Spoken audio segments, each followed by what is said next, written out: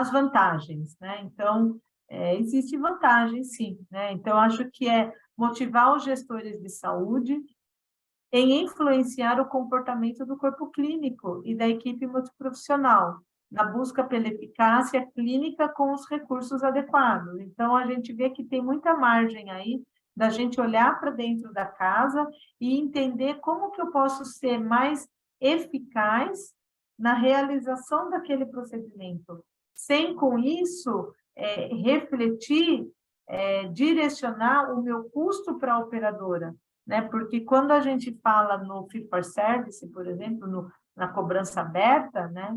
Quanto mais o prestador usar, mais ele vai cobrar, né? Então, eu não preciso ter eficiência, eficácia nenhuma, né? Quanto mais eu consumir, mais eu vou cobrar, né? Então, aqui eu vejo que é justamente ter esse olhar, será que eu consigo fazer mais com menos? Opa, eu consigo. Então, que bom, eu vou ser mais eficiente. Seleção e contratação de fornecedores de insumo. Então, esse envolvimento dos fornecedores, seja de OPME e hemoterapia, como eu falei, não dá para deixar de fora, não dá. Eu participei de uma negociação numa consultoria que eu estava, justamente para o procedimento gerenciado de transplante hepático. E a operadora, ela queria muito esse compartilhamento de risco. Então, não houve limitação de sangue. Não houve limitação de sangue. Aí foi chamado o banco de sangue, que era um terceiro dentro do prestador. Olha, você vai ter que entrar nesse compartilhamento de risco, porque para você, quanto pior der o transplante, quanto mais hemoterapia consumir, para você é melhor. Mas a operadora não vai me pagar tudo que for consumido. Então, a gente precisa também, você precisa estar envolvido nesse compartilhamento de risco. E o banco de sangue entendeu, por força de uma pressão, porque também, se não tivesse essa participação, acho que trocariam o fornecedor de sangue, mas ele entendeu que ele também precisava participar disso. Desenvolver novas parcerias, então, é buscar realmente quem está afim dessas parcerias, aumentar a eficiência no sistema, eliminando custos que não agregam valor para o paciente, muita coisa disso não agrega valor para o paciente, né? A marca é diferente, que é mais cara, aquilo não vai mudar em nada o prognóstico e o tratamento. Quem é que está ganhando com isso? Maior lucratividade do prestador. Então, talvez, se a gente fizer um dever de casa, o prestador fizer um dever de casa, talvez ele consiga ser mais eficiente e, com isso, ele lucrar mais. Previsão e otimização da permanência hospitalar. Será que o paciente precisa realmente dormir no hospital? Será que não seria melhor esse paciente internar de manhã para ter alta à noite? Ou ele vai internar na hora do almoço para operar à tarde e ele dormir no hospital? Então, isso vai dificultar o meu giro de leito. E isso também é muito importante quando a gente fala nisso, por isso que eu falo envolver toda a assistência, toda a parte até administrativa, que é a parte de gestão de leito, né? A logística de transporte desse paciente dentro da instituição, isso é muito importante. Eu participei de uma consultoria, na verdade, o cirurgião que me chamou para ajudar nisso, porque eu queria levar ele no hospital, ele é um cirurgião pediátrico, veja, cirurgião pediátrico que opera hérnia e fimose em criança. Honorário médico baixíssimo, não vai material nenhum. E eu queria que ele fosse operar num grande hospital pediátrico. Ele tem um dos maiores cirurgiões pediátricos de São Paulo. Ele foi um dia, tanto que eu falei com ele foi um dia operar. Ele operou uma criança de fimose. Ele ficou a manhã inteira, ele fez uma cirurgia. Aí ele me chamou, ele falou, Silvia, agora você vai num outro hospital comigo e você vai ver como eles funcionam. Gente, fantástico. Primeiro que todas as crianças, como as cirurgias são muito rápidas, aquele hospital, ele construiu uma área pré-operatória. O hospital que eu tinha levado o cirurgião, a criança ia para um apartamento, então ela ficava no apartamento e ficava assim a 10 andares do centro cirúrgico. Então, quando esse médico falava para descer para o paciente, para o centro cirúrgico, o fato do paciente estar alocado longe, em andares tão distantes, fazia com que ele demorasse. O médico queria conversar com a família, depois ligavam para a família, até a família descer. O médico, por isso que ele perdeu a manhã toda, né? E nesse lugar, a estrutura para essas cirurgias que são mais rápidas, que o paciente não precisa ficar mais de 3 horas dentro, precisa ser feito no ambiente hospitalar, mas ele não precisa ficar mais de 3 horas dentro do hospital. Esse hospital, onde os pacientes ficavam ali, e era do lado do centro cirúrgico. Então, esse médico, inclusive, para conversar com o familiar, ele nem tirava a roupa, ele nem saía do centro cirúrgico. Existia um lugar que fazia o link, né, que tinha o contato dessa sala onde os pais do paciente ficavam com o centro cirúrgico, e era lá que acontecia essa conversa.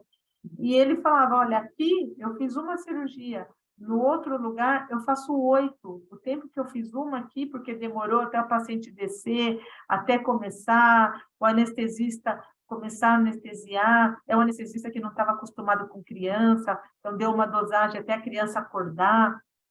Ele falou, tem que ser eficiente. E isso vai desde da internação, que não pode demorar, da logística desse paciente, né, até a alta desse paciente, né? Então, isso é muito importante.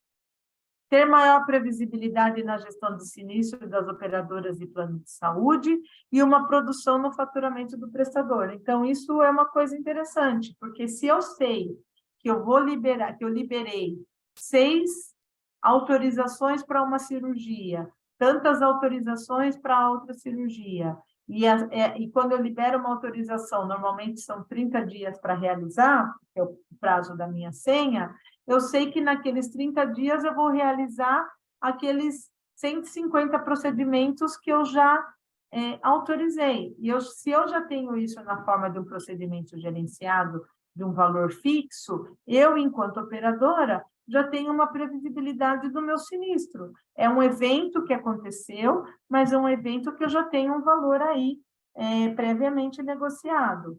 Se eu sou prestador de serviço, também. Poxa, se eu tenho agendado 50 cirurgias de colecistectomia, por exemplo, cirurgia bariátrica, poxa, eu já posso até falar para o meu fornecedor, olha, mês que vem eu já tenho 50 agendamentos, vamos fazer um desconto, vamos fazer alguma coisa. Ou eu, enquanto prestador, se eu vou fazer 50 ou tantas cirurgias que eu tenho lá negociado com a operadora, eu já tenho, além da previsibilidade de tudo que eu vou precisar de insumos, afinal, eu já formatei tudo que eu preciso para fazer aquele procedimento, eu também tenho uma previsibilidade de faturamento, né? Já que é um valor fixo, já negociado, se eu vou receber 30 dias depois que eu faturar, 45 dias, 60 dias, sei lá quantos dias estão negociados, eu já também tenho uma previsibilidade aí de um faturamento. Então, isso é muito interessante. Estabelecer mudança cultural na qual se institui a precificação dos serviços médicos baseados na simples relação das despesas incorridas pela identificação de valor agregado aos serviços médicos oferecidos. Então, é aquilo, olhei no retrovisor, já fiz tantas cirurgias bariátricas, faturei aberto cada cirurgia R$ 25.000. Vou fechar pacote a R$ 25.000. Se eu tive desperdício, se o paciente ficou mais tempo internado, é porque aqui é isso. Por isso que é o meu valor, não é assim, mas que funciona. Então, eu também preciso rever e ter essa mudança de cultura. A Marília está falando que, na prática, é difícil a parceria de alguns prestadores. Sim, realmente é na prática. Muitos vão ser parceiros, está difícil. Muitos, Marília, vão ser difícil, vão aprender pela dor. É melhor você negociar, é melhor você mudar seu modelo mental, quanto mais usar, melhor. porque senão você vai perder aquela operadora, você vai perder planos, ou aquela operadora vai ser comprada por uma outra que tem uma rede própria, por exemplo. Isso é muito importante também. Isso é saudável a gente fazer, o prestador fazer essas análises. Veja, muitas operadoras estão hoje, como eu disse, vendendo produtos mais baratos, para concorrer com quem? Com quem vende produtos com operadoras mais verticalizadas. As operadoras mais verticalizadas tendem a ter planos mais baratos, né? Eu dei um exemplo, não dei nome, mas falei que tem operadora vendendo plano de saúde a R$ 68, né? Como é que uma grande seguradora vai comercializar um produto a R$ 68? Ela precisa ter realmente ela precisa rever rede, rever quem são os prestadores, rever a tabela. Mas eu estou como prestador. O que para mim, enquanto prestador, é melhor? Que aquelas que não são verticalizadas, que as operadoras que não são verticalizadas, cresçam mais. Que as empresas continuem comprando os planos e dando para os seus funcionários os planos de quem não é verticalizado, de quem é meu parceiro, de quem me manda paciente. Porque se tem uma grande empresa perto de mim, com 3.000 vidas, vamos supor, e essa empresa tinha uma seguradora, ficou muito caro, essa empresa trocou de plano de saúde e foi para uma empresa que tem hospital próprio, que tem centro médico próprio, que tem centro diagnóstico próprio. Provavelmente essas 3.000 vidas que eram atendidos no local que eu trabalhava vão deixar de frequentar a clínica que eu trabalhava, o hospital que eu trabalhava, e vão só frequentar o centro médico daquela operadora. Então, veja, algumas coisas a gente precisa entender. É melhor que aquela seguradora consiga vender, que aquela empresa, a sinistralidade daquela empresa não cresça, para que ela continue aquele plano de saúde com aquela operadora. Então, tem coisas que a gente precisa realmente rever, né? Porque senão a gente vai aprender pela dor mesmo. Tá difícil negociar, eu não abro mão de nada. No final, a operadora perde aquela empresa que vai para uma verticalizada que ninguém gostaria e todo mundo perde, e aí a gente aprende pela dor. Eficiência operacional, maior agilidade dos processos de autorização, faturamento e cobrança. Então, se eu negociei tudo na forma do procedimento gerenciado, que é um código só, que está tudo incluso, é mais fácil para autorizar, mais fácil para faturar, é mais fácil para cobrar, né? Na prática é isso, inclusive uma das coisas que a gente fala é justamente isso, olha, pode autorizar mais rápido, porque não tem cotação, não tem que mandar fornecedor, não tem que mandar um monte de coisa, e você fatura mais rápido e recebe mais rápido. Permite a diminuição de glosas e divergências entre as partes envolvidas, né? Então é muito melhor, porque está tudo lá globalizado, né? Empacotado. Diminuição das divergências e dos conflitos de auditoria. E aí, o que vai acontecer? Passa a ser a pertinência do procedimento. Então, a análise que vai ser feita é se realmente o paciente precisa realizar aquele procedimento, e não aqueles conflitos de auditoria que fala, não, mas o pacote é só um, está cobrando 2, é uma diária, ficou 2, não tinha UTI, cobranças fora e aquelas divergências na auditoria, que o médico, a operadora diz que está tudo dentro, e o prestador fala que não está tudo dentro, não tem coisa fora. A Marília está falando que a implantação de muitos protocolos tem muita efetividade para os pacientes, no entanto, aumento de custos nas contas, isso mesmo. Quando a gente senta para fazer protocolo, e eu vou falar sobre isso também não é chamar toda a equipe, e não é aquela coisa de sonho de consumo. Vamos fazer a cirurgia de coluna. Nossa, então eu quero aquela marca. É bom que o paciente fique um dia na UTI, porque ele fica melhor observado. Vamos pedir...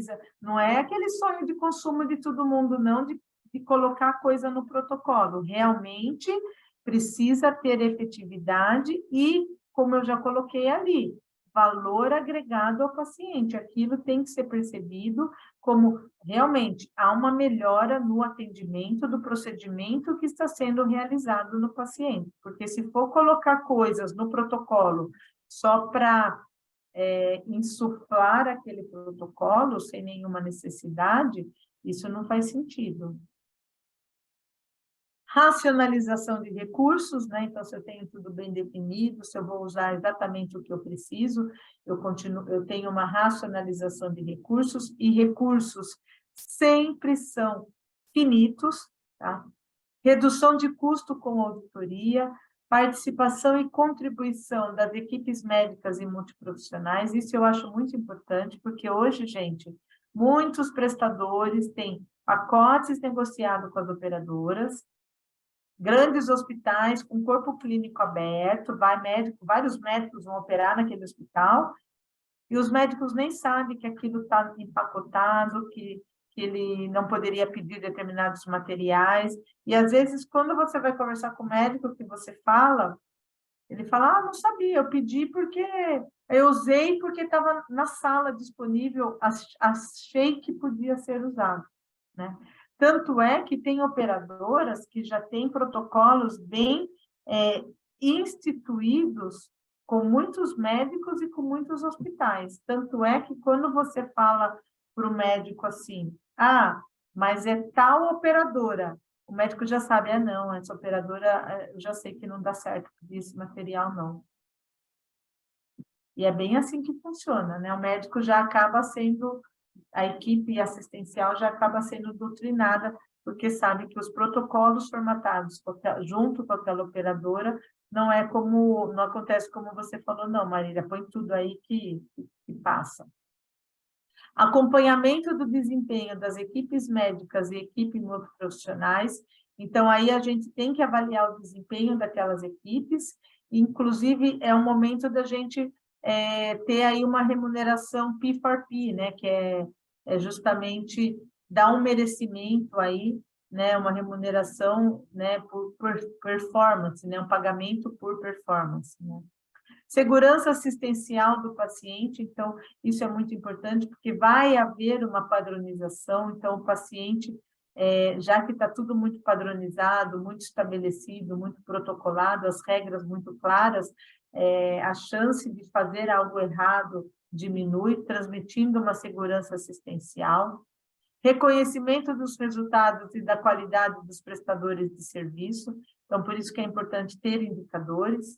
Manter os custos conhecidos em patamares aceitáveis e equilibrados para não ter prejuízo, tanto para a operadora como para o prestador de serviço.